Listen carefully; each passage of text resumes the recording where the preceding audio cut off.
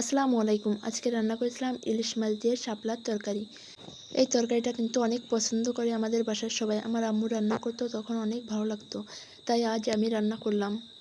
রান্না করে আম্মুদের সবাইকে খাওয়ালাম। আশা করি এই ভিডিওটা আপনাদের ভালো লাগবে। আর আমি কিন্তু এই তরকারিটা প্রথমবার রান্না করলাম।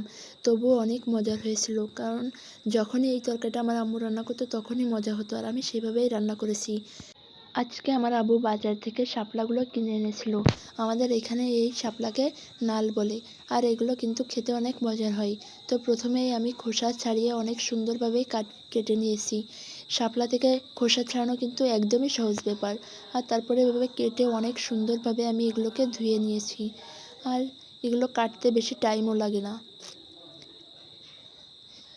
তো অল্প সময়ে কিন্তু আমার এগুলো কাটা হয়ে গিয়েছে। তো ভালোভাবে ধুয়ে রেখে দিলাম। আর এখন আমি মাছটাও কুটে নিচ্ছি। ইলিশ মাছটা কাটা ছিল না, এজন্য আমি নিজেই কুটে নিলাম। তো মাছটা কাটতে কিন্তু অনেক কষ্ট হয়েছে, কারণ ফ্রিজে ছিল, একদমই বরফের মতো হয়ে পড়েছিল। অনেকক্ষণ ধরে ভিজিয়ে রাখার পরেও অনেক কষ্ট করে কেটেছি। তারপরে ধুয়ে নিয়ে আসার পর আমি এই যে একটি কড়াইতে এই 3 পিস ভাজি করে নেওয়ার কারণ হলো আমাদের বাসায় আমার বোন আর ভাইয়া ভাজি মাছ ছাড়া খেতে পছন্দ করে না মোটেও। কিন্তু শাপলা ফুলে মাছ কিন্তু সবসময় কষিয়ে রান্না করলে অনেক মজার লাগে।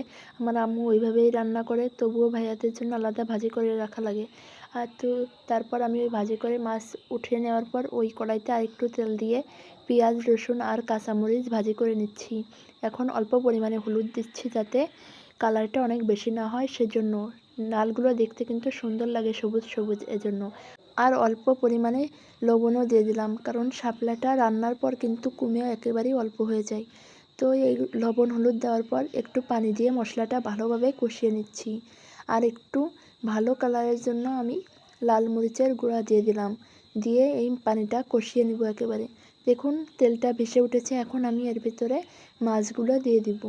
দিয়ে মাছটাকে ভালোভাবে কষিয়ে নিব। আর এইভাবে রান্না করলে কিন্তু ইলিশ মাছের তরকারি অনেক সুন্দর লাগে, খেতে মজা হয়।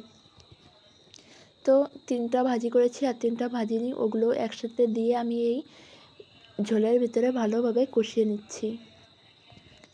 আর দেখতেই পাচ্ছেন কালারটা কত সুন্দর এসেছে। এক পাশ হয়ে গিয়েছে, তো আমি অপর পাশেও ভালোভাবে উল্টিয়ে দিচ্ছি যাতে দুই পাশেই মশলাটা ভালোভাবে যায়। আমার আম্মু কিন্তু এভাবেই রান্না করে, খেতে অনেক মজার লাগে। আপনারাও ট্রাই করে দেখবেন। তো আবার একটু ঢাকনা দিয়ে রাখলাম। তারপর আমি এই নালগুলোকে ধুয়ে রেখে দিয়েছিলাম, এগুলোকে ঢাকনা উঁচু করে ওর ভিতরে দিয়ে দিব।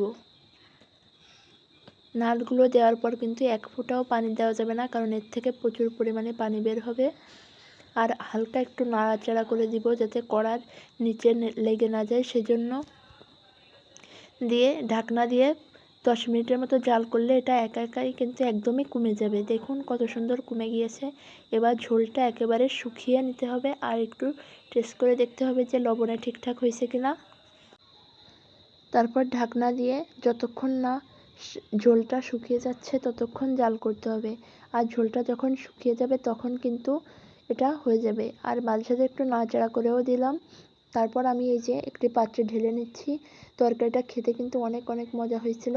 আশা করি আপনাদের এই ভিডিওটা ভালো লাগবে। ভালো লাগলে অবশ্যই একটু লাইক এবং শেয়ার করে দেবেন যাতে ভিডিওটা অন্যরাও দেখতে পারে। আর এইভাবে অবশ্যই বাসায় ট্রাই করে দেখবেন, খেতেও অনেক মজার লাগবে। সবাই ভালো থাকবেন। আল্লাহ হাফেজ।